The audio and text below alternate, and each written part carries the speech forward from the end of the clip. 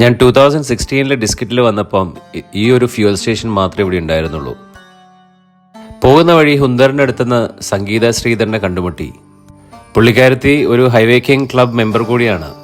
സ്ത്രീ ശാക്തീകരണത്തിന് ഇവർ വലിയൊരു പ്രചോദനം തന്നെയാണ്. ഇവർ ക്യാൻസർ സർവൈവറായിട്ട് ഇന്നൊരു വർഷം തികയാണ്. സംഗീത ശ്രീധരനെ പറ്റി കൂടുതൽ അറിയണമെന്നുണ്ടെങ്കിൽ ഞാൻ ഡിസ്ക്രിപ്ഷൻ ബോക്സിൽ ഒരു ലിങ്ക് ഇടാം. നിങ്ങൾ അവിടെ പോയിട്ട് ആ വീഡിയോ ഒന്ന് കണ്ടു നോക്കൂ. ഹുന്ദർ സാൻഡ് ഡ്യൂൺസ് വരുന്ന വഴി കാണാമെന്നാണ് ഞങ്ങൾ പ്രതീക്ഷിക്കുന്നത്. ഞങ്ങളിപ്പോൾ തോയ്സും കടന്ന് തുർത്തുക്കിലേക്കും തങ്ങിലേക്കുമാണ് പോകുന്നത്. വലതുവശത്ത് കൂടെ ഒഴുകുന്നത് ഷയോക്ക് നദിയാണ്.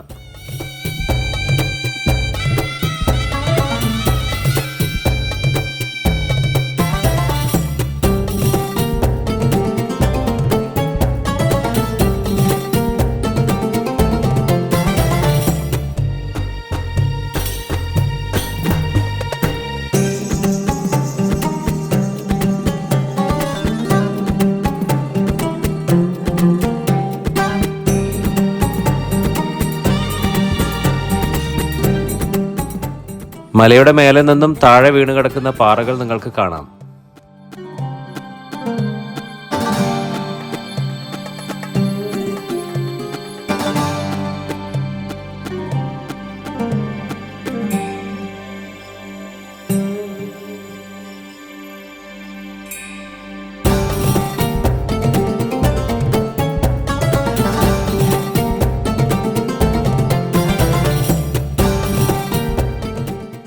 ഒരു വലിയ കൂട്ടം യാക്കുകളെയും കൊണ്ട് ഈ കൗമാരക്കാരൻ അവരെ മേയ്ക്കാൻ കൊണ്ടുപോവുകയാണ്.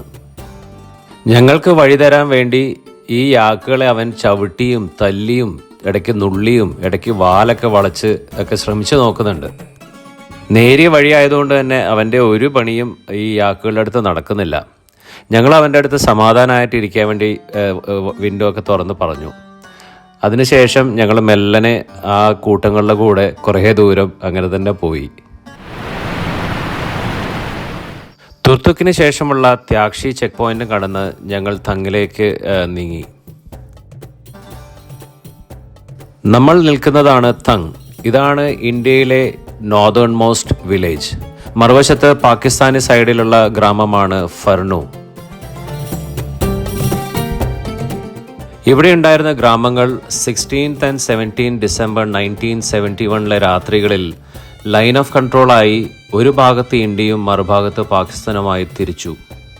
ഭർത്താവ് ഒരു വശത്ത്, മറുവശത്ത് ഭാര്യ, ഇവിടെ കുട്ടികൾ, മറുവശത്ത് മാതാപിതാക്കൾ. ഇത്തരം അതിർത്തികൾ ഹൃദയഭേദകമായ വേർപാടിൻ്റെ പല കഥകളും പറയുന്നു. ഈ കാണുന്ന മലകൾ ഇന്ത്യയിലും ഇവ പാകിസ്ഥാനിലുമാണ്. ഞങ്ങളിവിടെ നിന്നും ഫ്രഷ് ആപ്രിക്കോട്ട് ജ്യൂസും ഐസ്ക്രീമും കഴിച്ചു. ഫോർച്യൂണർ പാർക്ക് ചെയ്ത് ഞങ്ങളൊരു തൂക്കുപാലത്തിലൂടെ നടന്നു. ചെറിയ വീടുകളും പശുത്തൊഴുത്തുകളുമുള്ള ഈ നാരോ ലൈൻസിൽ യാഗ്ബോ പാലസിലേക്കുള്ള സൈൻ ബോർഡ്സ് വെച്ചിട്ടുണ്ട്. പാലസിൽ ഞങ്ങൾ എൻട്രി ഫീയും അടച്ച് കിങ്ങിനെ കാണാനുള്ള പെർമിഷനും എടുത്തു. പാലസ് എന്ന് കണക്കാക്കുന്നതിനേക്കാൾ നല്ലത് ഇതൊരു വീടായിട്ട് സങ്കല്പിക്കുകയാണ് നല്ലത്. ഇതിന് നടുമുറ്റവും മുറ്റവും ഒക്കെ ഉണ്ട്. അങ്ങനെ മേലത്തെ ഫ്ലോറിൽ ചെന്ന് ഞങ്ങൾ രാജാവിനെ കണ്ടു. അദ്ദേഹം ഞങ്ങളെ സ്വാഗതം ചെയ്യുകയും മുന്നിലിരിക്കാൻ ആവശ്യപ്പെടുകയും അതിനുശേഷം യാഗ്ബോ രാജവംശത്തിൻ്റെ ചരിത്രത്തെക്കുറിച്ച് ഞങ്ങൾക്കെല്ലാം വിശദീകരിച്ച് തരികയും ചെയ്തു. ഈ രാജവംശത്തിൻ്റെ പെഡിഗ്രി സമ്മറി വാളിൽ തൂക്കിയിട്ടുണ്ട്.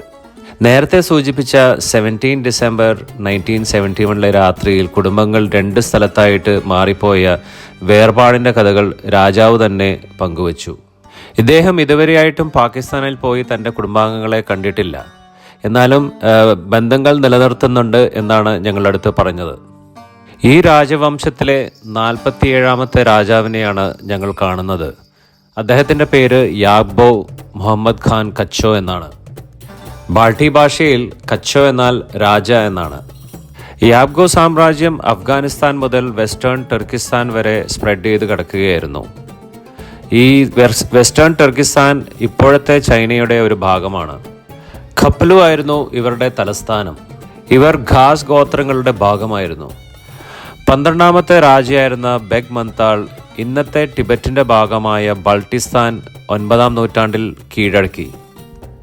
ഈ ഭാഗങ്ങളൊക്കെ യാഗ്ബോ രാജവംശം ഏകദേശം 2000 വർഷത്തോളം ഭരിച്ചു എന്നാണ് രാജ ഞങ്ങളടുത്ത് പറഞ്ഞത്. 2010 മാത്രമാണ് തുർത്തുക്ക് വിനോദസഞ്ചാരികൾക്കായി തുറന്നത്.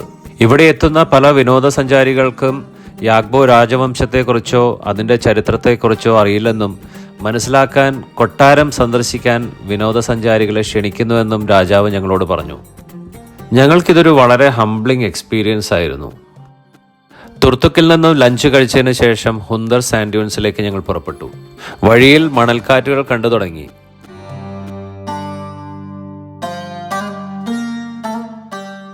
ഹുന്ദറിലെത്തിയപ്പോൾ ഫോർച്യൂണറിൽ നിന്ന് ഞങ്ങൾക്ക് പുറത്തിറങ്ങാൻ പോലും പറ്റാത്ത അവസ്ഥയിലായി. ഇത്രയും പൊടി നിറഞ്ഞ ഈ എൻവയൺമെൻറ്റിൽ വെഡ്ഡിംഗ് ഷൂട്ട് നടക്കുന്നത് കണ്ടപ്പോൾ ഞങ്ങൾക്ക് അത്ഭുതം തോന്നി. ഇവിടെയുള്ള ഡബിൾ ഹംപ്ഡ് ബാക്ട്രിയൻ ക്യാമൽസിൻ്റെ മേലെയുള്ള റൈഡും ഞങ്ങൾക്കതുകൊണ്ട് മിസ്സായി. ഇവയെല്ലാം സിൽക്ക് റൂട്ടിൻ്റെ ചരിത്രത്തിൻ്റെ ഭാഗം കൂടിയാണ്. ഒടുവിൽ ഞങ്ങൾക്ക് തിരികെ ഡിസ്കറ്റിലെ ഹോട്ടലിലേക്ക് മടങ്ങേണ്ടി വന്നു.